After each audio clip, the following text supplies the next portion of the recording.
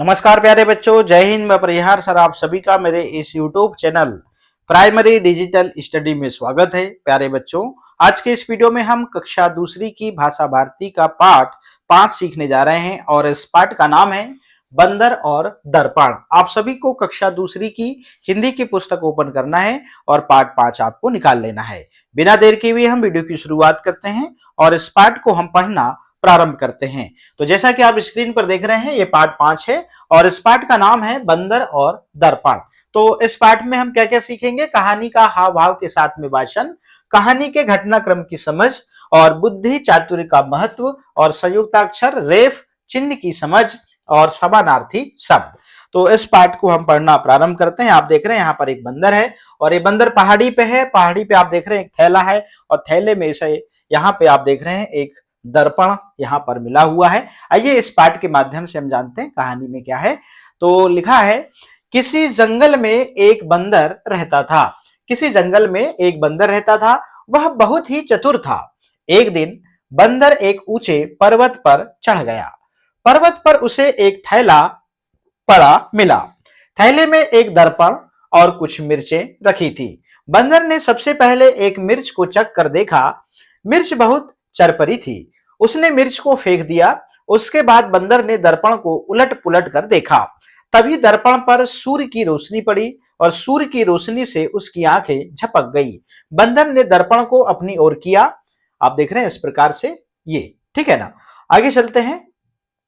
उसे दर्पण में अपना चेहरा दिखाई दिया। उसने सोचा, यह तो बड़े काम की चीज है। इसके सामने जो भी आता है वह इसमें दिखाई देता है। उसने थैला गले में लटकाया और उसमें दर्पण को संभाल कर रख लिया। दर्पण मिलने के बाद बंदर अकड़ता हुआ जंगल में गया। मार्ग में उसे एक पेड़ पर मुर्गा बैठा मिला। मुर्गे ने पूछा, बंदर भाई कहाँ चले? तो बंदर ने अपनी अकड़ में मुर्गे की बात अनसुनी कर दी। आगे चलकर बंदर को एक भालू मिला। भालू ने बंदर को अकड़ अकड़ कर चलते देखा तो पूछा, क्या बात है, आज इतने अकड़ कर क्यों चल रहे हो? भालू की बात सुनकर बंदर ने बिना डरे जवाब दिया, जाओ अपने रास्ते, तुम्हें इससे क्या? भालू ने आंखें निकाल कर कहा। आप देख रहे हैं इस प्रकार से चलेगा। आगे चलते हैं। लगता है तुम मुझे नहीं जानते। बंदर बोला, अरे तुम जैसों को तो मैं थैले में बंद रखता हूं, चलो भागो यहां से। भालू और बंदर का झगड़ा सुनकर वहां एक शेर आ गया। शेर ने उनसे झगड़े का कारण पूछा। भालू ने बताया कि यह बंदर बहुत अकड़ रहा है, कहता है कि मेरे जैसों को तो यह थैले में रखता है। भालू की बात सुनकर शेर को भी गुस्सा आ गया। वह बंदर को डांटने लगा। बंदर बोला, मैं ठीक कह रहा हूं, भालू ही नहीं, तुम जैसे शेर भी मेरे थैले में बंद है। जान प्यारी है तो यहां से भाग जाओ। शेर ने कहा, अगर यह बात है तो जरा थैले में से शेर निकाल कर दिखाओ। बंदर ने दर्पण निकालकर उसके सामने कर दिया। दर्पण में अपना चेहरा देखकर शेर को बंदर की बात पर विश्वास हो गया। शेर ने कहा, अरे भाई तुम तो बड़े बहादुर हो, हम लोग अभी यहां से चले जाते हैं। शेर और भालू दोनों डरकर वहां से भाग गए और चतुर बंदर शान से जंगल में रहने लगा। अब उसे किसी का डर नहीं था। इस प्रकार से एक छोटी सी कहानी थी और इस पाठ में हमने शब्दार्थ में कुछ शब्द जो कठिन थे उनका हम अर्थ जानते हैं। चतुर मतलब होशियार, विश्वास का मतलब होता है भरोसा, अकड़ मतलब ऐठ के चलना, ठीक है ना। रोशनी का मतलब प्रकाश या उजाला और दर्पण का मतलब होता है आईना, ठीक है ना। अभ्यास बताइए, बंदर को पर्वत पर क्या मिला? एक थैला मिला। बंदर ने भालू से क्या कहा? बंदर ने भालू से क्या कहा कि बोले तुम जैसों को तो मैं थैले में रखता हूं। बंदर ने शेर और भालू को कैसे भगाया? बंदर ने शेर और भालू को अपनी अकड़ के साथ में और अपना दर्पण में उनका जो चेहरा दिखाकर उनको भगाया, ठीक है ना।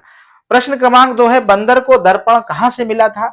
तो उत्तर लिखते हैं, बंदर को दर्पण पर्वत पर थैले से मिला था। अगला प्रश्न है, बंदर ने दर्पण में चेहरा देखकर क्या सोचा?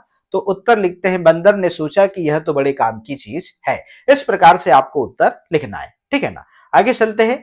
बंदर को मार्ग में कौन कौन मिला? क्रम से लिखिए। तो बंदर को मार्ग में सबसे पहले मुर्गा मिलता है, फिर बंदर मिलता है, फिर भालू, फिर शेर, ठीक है ना। अब ये वाक्य है, किसने किससे कहा? बंदर भाई कहां चले? तो ये मुर्गे ने बंदर से कहा, ठीक है ना। तुम जैसों को तो मैं थैले में रखता हूं, बंदर ने किससे कहा? भालू से कहा। यह बंदर बहुत अकड़ रहा है, यह किसने किससे कहा? भालू ने शेर से कहा। तुम तो बड़े बहादुर हो, शेर ने बंदर से कहा। इस प्रकार किसने कहा यहाँ पे और किससे कहा यहाँ पे आपको ये शब्द लिखना है, ठीक है ना। चलिएगा, कहानी के घटनाक्रम को सही करके लिखिए। तो यहाँ पे कहानी जो है उसका जो क्रम है यहाँ पे थोड़ा सा आगे पीछे है, आपको क्रम से ऐसे लिखना है। सबसे पहले हम लिखेंगे, किसी जंगल में एक बंदर रहता था। पर्वत पर उसे एक थैला मिला। थैले में एक दर्पण और कुछ मिर्च थी, और मार्ग में पेड़ पर मुर्गा बैठा मिला, और दर्पण मिलने के बाद बंदर अकड़ता हुआ जंगल में गया। इस प्रकार से आपको क्रम से इस कहानी को लिखना है। आगे चलते हैं, पढ़िए, समझिए और लिखिए।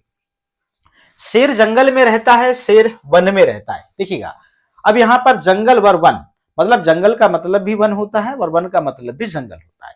अब देखिएगा, यह रास्ता सुंदर है और यह मार्ग सुंदर है। मतलब यहाँ पर दोनों शब्दों का अर्थ एक ही है। रास्ते को ही मार्ग कहते हैं और मार्ग को ही रास्ता कहते हैं, ठीक है ना। बंदर को आईना मिला, बंदर को दर्पण मिला। मतलब आईना और दर्पण दोनों एक ही है ना, दोनों का अर्थ एक ही है। पहाड़ बर्फ से ढका है और पर्वत बर्फ से ढका है। इस प्रकार से आपने देखा पहाड़ और पर्वत। तो आप देख रहे हैं यहाँ पर बर्फ हमने लिख दिया है, चूंकि यहाँ पे क्या आना चाहिए, पहाड़ और पर्वत आना चाहिए, ठीक है ना। इसको हम इरेज करते हैं और आप यहाँ पे जो है क्या लिखेंगे, यहाँ लिखेंगे आप, यहाँ पे आप लिखेंगे एक तरफ पहाड़ और एक तरफ आप लिख देंगे पर्वत। ये पहाड़ और पर्वत इस प्रकार से, ठीक। ये बर्फ को आप काट देंगे इस प्रकार से। तो ये प्रश्न आपका कंप्लीट होता है। चलिएगा, यहाँ पर पहाड़ और पर्वत का जो अर्थ है वो एक ही है। अब जोड़ी बनाकर लिखिए। जैसे यहाँ पर शेर के साथ में शेर नहीं आएगा, तो शेर के साथ में शेर ने लिखा है। वैसे ही मुर्गा के साथ में क्या आएगा, मुर्गे आएगा। तो इस प्रकार से यहाँ पे मुर्गा और मुर्गे लिखेंगे। बंदर के साथ में क्या आएगा, बंदर और बंदरिया, ठीक है ना। अब यहाँ पे बकरा है तो बकरा के साथ में बकरी, और यहाँ पे हाथी है तो हाथी के साथ में हथीनी। इस प्रकार से आपको यहाँ पर जोड़ी बनाकर लिखना है। चलिएगा, पढ़िए और समझिए। आप देख रहे हैं यहाँ पर पर्वत। अब पर्वत और मुर्गा में जो ऊपर मात्रा लगी हुई है इसे हम रेफ की मात्रा कहते हैं। क्या कहते हैं, रेफ की मात्रा। ध्यान रखें, रेफ की मात्रा व्यंजन वर्ण के ऊपर लगती है इस प्रकार से, ठीक है ना। और इसका जो उच्चारण है, जिस व्यंजन वर्ण के ऊपर लगेगी, जिस व्यंजन वर्ण के ऊपर ये मात्रा लगेगी उसके पहले आधा र का उच्चारण होता है। अब देखिएगा, प आधा र, व और त, मतलब आधा र यहां पर रेफ की मात्रा में यहां पर इस प्रकार से लिखा गया, फिर व और त इस प्रकार से। प और व के पहले आधा र, तो पर्वत पढ़ते हैं, क्या पढ़ते हैं, पर्वत। वैसे ही आप देखें, आप मुर्गा में तो मुंह, यहां पे आप देख रहे हैं रेफ की मात्रा और फिर गा, इसका मतलब मुंह, और यहां पर इस रेफ की मात्रा का उच्चारण यहां पर आधा र होगा और फिर गा, इसे हम इसे मुर्गा पढ़ेंगे, ठीक है ना। रेफ की मात्रा व्यंजन वर्ण के ऊपर लगती है, जिस व्यंजन वर्ण के ऊपर लगती है रेफ की मात्रा उसके पहले आधा र का उच्चारण होता है, जैसे पर्वत और यहाँ पर मुर्गा, ठीक है ना। चलिए आगे चलते हैं। दिए गए शब्दों के वर्ण अलग करके लिखिए। अब यहाँ पे देखिए, आपको पता है इस रेप की मात्रा का यहाँ पे जो उच्चारण होता है वो आधा र होता है। तो स आधा र, ब और त। वैसे द आधा र, प और ण, दर्पण, शरबत, और न आधा र, म और दा। तो यही आधा र जो है रेप के रूप में म के ऊपर मात्रा लग जाती है, ठीक है ना। दिए गए वर्णों को मिलाकर शब्द बनाइए। मी और यहाँ पर आधा र और च, तो यहाँ पर आधा र जो है रेप में ऊपर चला जाएगा च के ऊपर। इस प्रकार से हम मिर्च लिखेंगे। ये लिखा है माँ आधा र और ग, तो यहाँ पर माँ और ग के ऊपर यह आधा र जो है रेप के रूप में चला जाएगा। इसे हम मार्ग पढ़ेंगे, ठीक है ना। शब्द पूरा कीजिए। अब यहाँ पे देखिएगा, ये सूर्य है तो यह के ऊपर जो है रेफ की मात्रा लगाएंगे इस प्रकार से, ठीक है ना। अब यहाँ पे ये सर्प, सांप को सर्प कहते हैं, ठीक है ना। दर्पण ऐसा और गर्दन, इस प्रकार से यहाँ पर इन शब्दों में हमने रेफ की मात्रा लगाया और इन शब्दों को कंप्लीट किया। अब देखिएगा, बोलिए और समझिए। पर्वत, यहाँ पर देखिए पर्वत, मिर्च मिर्च, बर्तन और ये बर्तन, इधर अशुद्ध है इधर शुद्ध है। शरबत शरबत, गरम गर्म, नर्मदा नर्मदा। अब करने की बारी। कहानी में आए जानवरों के मुखौटे शिक्षक की मदद से बनाए और मुखौटे पहनकर कहानी का अभिनय कीजिए, ठीक है ना। यह चित्र जंगल का है। चित्र के बारे में, चित्र देखकर 5 वाक्य लिखिए। यह चित्र जंगल का है। जंगल में 3 जानवर खड़े हैं।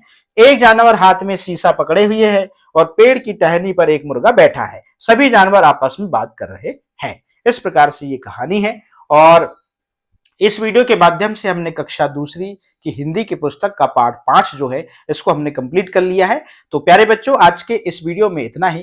फिर मिलेंगे हम नेक्स्ट वीडियो में नेक्स्ट चैप्टर के साथ में। आप सभी का बहुत बहुत धन्यवाद।